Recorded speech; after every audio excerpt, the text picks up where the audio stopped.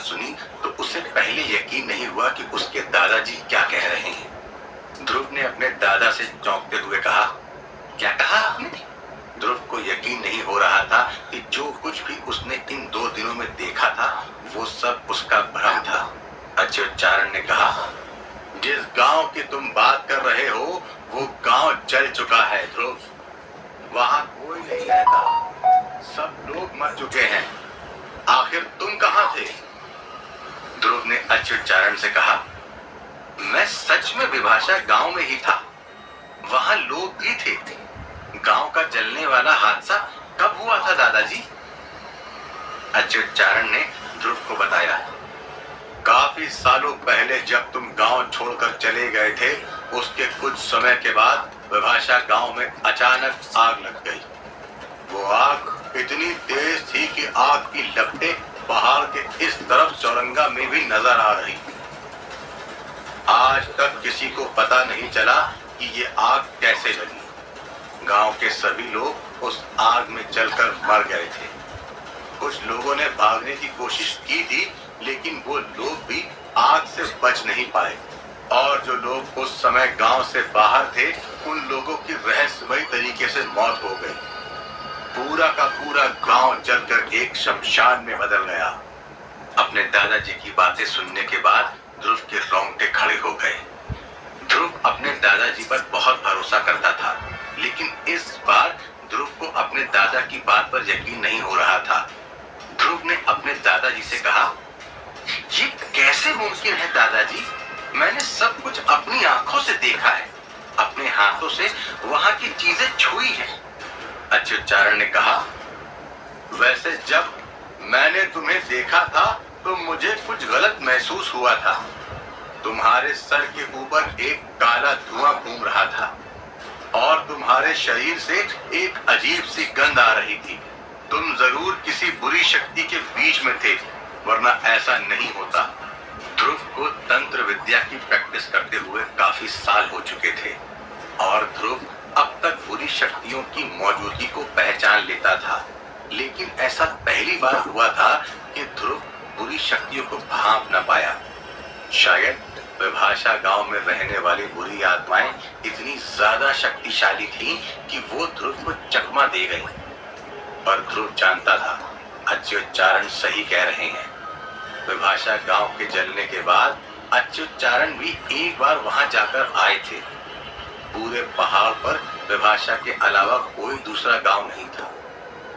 अच्युतचारण ने ध्रुव से कहा, थोड़ा ध्यान से सोचो, कुछ न कुछ तो याद आएगा तुम्हें। कुछ गलत लगा था वहां? तुमने सोचा ही होगा ध्रुव, अब तुम्हें काफी कुछ पता है और अब मैं भी बूढ़ा हो रहा हूं। आज नहीं तो कल आगे का रास्ता तुम्हें अकेले ही तय करना है। ध्रुव ने बहुत सोचने की कोशिश की पर ध्रुव को कुछ याद नहीं आ रहा था। तब ध्रुव ने फैसला किया कि वो वापस विभाषा गांव जाएगा और तलाशी लेगा। ध्रुव ने ममता से कहा कि वो गांव में से किसी की बाइक लेकर वापस विभाषा गांव जाएगा। अगले दिन ध्रुव को एक गांव वाले की बाइक मिल गई और ध्रुव वो लेकर वापस पहाड़ की तरफ निकल गया। ध्रुव उस जगह को ढूंढ रहा था जहां पर बटुक चाचा का ट्रैक्टर बंद हुआ था, लेकिन जब ध्रुव पहाड़ पर पहुंचा तो उसे वहां कुछ भी पहले जैसा नहीं दिखा। पूरा रास्ता बदल चुका था और सब कुछ एक जैसा लग रहा था, इसलिए ध्रुव उस जगह को नहीं ढूंढ पाया। ध्रुव बहुत धीरे बाइक चला रहा था क्योंकि वो आसपास ध्यान देकर आगे बढ़ रहा था। थोड़ी देर आगे चलने के बाद ध्रुव को वही खंडर मंदिर दिखा जिसमें ध्रुव बारिश से बचने के लिए चला गया था। मंदिर के बाद ध्रुव को विभाषा गांव का रास्ता याद आया। ध्रुव उस रास्ते पर चला गया और लगभग 20 मिनट बाद ध्रुव को गांव दिखने लगा, लेकिन गांव देखने के बाद ध्रुव पूरी तरह से हक्का बक्का रह गया। ध्रुव ने जैसे गांव को देखा था वो बिल्कुल भी वैसा नहीं था। गांव की हालत वैसी ही थी जैसी अच्युतचारण ने बताई थी। पूरा गांव खंडर से भरा हुआ था। जो थोड़े बहुत घर गांव में बचे थे उनकी दीवार आग लगने से पूरी तरह काली पड़ चुकी थी। एक भी घर ऐसा नहीं था जो पूरी तरह ठीक हो। हर घर की कोई न कोई दीवार टूटी हुई थी। सारे घर इस तरह से टूट चुके थे कि ध्रुव को यशिका का घर ढूंढने में भी बहुत दिक्कत हो रही थी। कुछ देर बाद जब ध्रुव को यशिका का घर मिला तो ध्रुव उस घर को देखकर सोच में पड़ गया। ध्रुव सोचने लगा कि ये वही घर है जहां ध्रुव ने 2 दिन गुजारे थे। यशिका का घर पूरी तरह जल चुका था। ध्रुव को अपनी आंखों पर यकीन नहीं हो रहा था। यशिका का घर पहाड़ पर थोड़ा ऊपर की तरफ था, जहां से पूरा गांव आराम से दिखता था। गांव में जितने भी लोग मर गए थे, उन लोगों के बचे कुचे अवशेष और उनकी अस्थियां आसपास के गांव वाले लोगों ने इकट्ठा करके बहा दी थी और सभी लोगों की याद में गांव के बाहर एक छोटा सा स्मारक बनवा दिया था। लेकिन किसी ने उस स्मारक का ख्याल नहीं रखा, इसलिए उस जगह पर जंगली पौधे उग गए थे। स्मारक पर मरने वालों के नाम भी लिखे थे, लेकिन इतने सालों में वो नाम भी मिट चुके थे। ध्रुव उस स्मारक को और गांव के जले हुए घरों को देखकर उन लोगों के बारे में सोचने लगा जो अपने ही घरों में जिंदा जलकर मर गए। तभी अचानक ध्रुव के कान में उन लोगों की चीखें गूंजने लगी। ऐसा लग रहा था कि जैसे वो आवाज जमीन के नीचे से आ रही थी। आसमान में बहुत तेज धूप होने के बावजूद ध्रुव को बहुत ठंड लग रही थी। ध्रुव को अजीब सी घबराहट महसूस हो रही थी। ध्रुव बहुत डर गया था, इसलिए ध्रुव गांव के बाहर निकल गया और वापस अपने घर के लिए निकल गया। ध्रुव घर तो लौट आया था, लेकिन उसे समझ नहीं आ रहा था कि वो वहां कैसे आया। घर आते ही अच्युतचारण ने ध्रुव से पूछा, तो बताओ ध्रुव, तुम्हें कुछ गलत लगा उस गांव के बारे में? मेरी बातें सही थी ना? ध्रुव ने कहा, हाँ दादाजी। ध्रुव को पहले ही बहुत सारी अजीब चीजें दिख गई थी, लेकिन ध्रुव उन बातों पर भरोसा नहीं करना चाहता था। ध्रुव ने पहले तो उस रास्ते के बारे में सोचा जहां से बटुक चाचा ध्रुव को लेकर आए थे, पर जब ध्रुव वापस गया तो ध्रुव रास्ता भटक गया। ध्रुव ने उस खंडर पड़े मंदिर के बारे में भी सोचा जो अचानक से ध्रुव के सामने आ गया था। ध्रुव ने यशिका की सास के बारे में भी सोचा जो पहले दिन तो यशिका से बदतमीजी कर रही थी, पर अगले दिन वो ऐसे गायब हुई जैसे यहाँ रहती ही नहीं थी। पर जो बात ध्रुव को सबसे ज्यादा परेशान कर रही थी वो यशिका का बदला हुआ बर्ताव था। हालांकि ध्रुव जानता था कि ये सब एक छलावा था और सबसे भयानक था उस हवेली वाली डायन का वापस आना।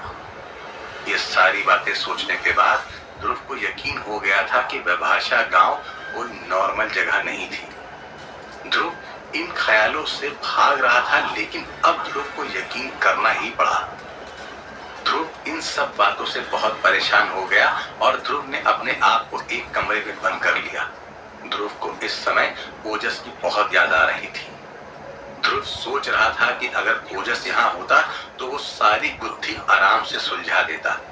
अगर वो होता तो शायद ध्रुव कभी यशिका के जाल में फंसता ही नहीं। जब ध्रुव ने थोड़ी देर तक दरवाजा नहीं खोला तो अच्युतचारण ने ध्रुव के कमरे के बाहर आकर आवाज दी और ध्रुव के रूम का दरवाजा खटखटाते हुए बोला, ध्रुव बेटा बाहर आओ।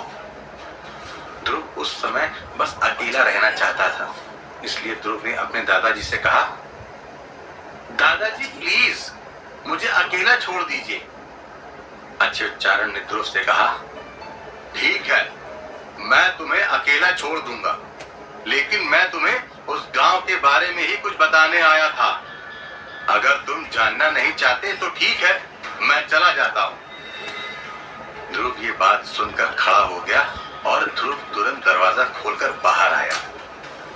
ध्रुव के चेहरे पर दादाजी के चले जाने का डर साफ नजर आ रहा था। अच्युतचारण के चेहरे पर हल्की सी मुस्कान थी। ध्रुव को समझ आ गया था कि अच्युतचारण ने ध्रुव को फंसाने के लिए ही चले जाने की धमकी दी थी। ध्रुव ने अपने दादाजी से पूछा, क्या बताने वाले थे आप, जल्दी बताइए। अच्युतचारण ने ध्रुव से कहा, इतना बेसब्र होना अच्छी बात नहीं है ध्रुव। जल्दी का काम शैतान का होता है। जानते हो ना, सब्र से काम लो। ध्रुव ने एक लंबी सांस ली और कहा, ठीक है दादाजी, आप प्लीज बताइए क्या बात है। अच्युतचारण ने कहा, हाँ बताऊंगा, पर उससे पहले तुम मेरे सवाल का जवाब दो। ध्रुव का सब्र खत्म हो रहा था। जितना ज्यादा ध्रुव जल्दी करता था, अच्युतचारण उतना ही ज्यादा बात घुमा देते थे। इसलिए ध्रुव ने अपने दादाजी को सब कुछ बताया, बस एक बात छोड़कर। ध्रुव ने अच्युतचारण को यशिका वाली बात नहीं बताई थी और डायन वाली बात भी नहीं बताई। पूरी बात सुनकर थोड़ा सोचने के बाद निराश होकर अच्युतचारण ने ध्रुव से कहा, तुमने जो कुछ भी कहा इनमें से कुछ भी मेरे काम का नहीं है ध्रुव। तुमने कुछ भी नोटिस नहीं किया। ध्रुव ने अपने दादाजी से पूछा, आप क्या सुनना चाहते हैं मुझसे? अच्युतचारण ने ध्रुव से पूछा। ध्यान से सोचो, तुम आज जब गांव गए थे तो क्या अलग था? ध्रुव ने कहा, आज बस गांव में लोग नहीं थे और पूरा गांव खंडर पड़ा था। अच्युतचारण ने ध्रुव से पूछा, हाँ यही। तुम खुद सोचो, गांव में आग लगी जिससे सभी लोग जलकर मर गए। लेकिन ये कैसे मुमकिन है? आग लगती तो एक जगह पर लगती है, जिसके बाद वो आगे फैलती है। जब कुछ लोग आग में झुलस गए थे तो बाकी लोगों को भी भाग जाना चाहिए था। ये कैसी आग थी जिसने इतने सारे लोगों को एक साथ जलाकर राख कर दिया? ध्रुव का गुस्सा अच्युतचारण की बातें सुनकर शांत हो गया और वो सोच में पड़ गया, अच्युतचारण की बातें सही थी। अच्युतचारण ने ध्रुव से पूछा, बताओ ध्रुव, आखिर इतने सारे लोग में से किसी ने भी खुद को बचाने की कोशिश क्यों नहीं की? ध्रुव ने कहा, शायद वो सभी लोग जिंदा थे ही नहीं। अब जो पहले ही मर चुका है वो भला आग से क्या ही डरेगा? अच्युतचारण ने कहा, हाँ तुम्हारी बात सही है, लेकिन पूरी तरह नहीं। अच्युतचारण ने कहा, इस पूरे मामले में एक छोटी सी गड़बड़ है। एक दो लोगों का मरना समझ आता है, लेकिन पूरे गांव का गायब हो जाना बहुत चिंता वाली बात है। और दूसरी बात, क्या तुमने गांव में कुछ ऐसा देखा जिससे पता लगे कि गांव में आग लगी थी? ध्रुव ने थोड़ा सोचा तो उसे याद आया कि गांव के घरों पर आग से जलने के निशान थे, लेकिन कुछ और नहीं था। इतनी भीषण आग के बाद जमीन बंजर हो जाती है, लेकिन गांव की जमीन ठीक थी, वहां घास उग रही थी। ऐसा कैसे हो सकता है? ध्रुव ने अपने दादाजी से कहा। नहीं दादाजी, वहां के घरों के अलावा कुछ भी ऐसा नहीं था जिसे देखकर कोई ये बता सके कि उस गांव में आग लगी थी। वहां की जमीन बिल्कुल सही थी और आसपास का एरिया भी बिल्कुल ठीक था। अच्युतचारण ने कहा, बस यही समझना चाहता था मैं। वो आग भी कोई साधारण आग नहीं थी। ध्रुव सब कुछ सोचकर कड़िया आपस में जोड़ने की कोशिश कर रहा था। ध्रुव पिछले 3 दिन में हुई हर चीज के बारे में ध्यान से सोच रहा था। ध्रुव यशिका के बारे में सोचने से खुद को रोक नहीं पा रहा था। ध्रुव को समझ नहीं आ रहा था कि इतने सालों से किसी ने विभाषा गांव की ऐसी हालत पर ध्यान क्यों नहीं दिया। काफी सारे सवाल थे और जवाब किसी भी सवाल का दूर दूर तक नहीं था। ध्रुव कैसे सुलझाएगा इस पहेली को? जानने के लिए सुनते रहिए ऐ स्त्री तू कल आना।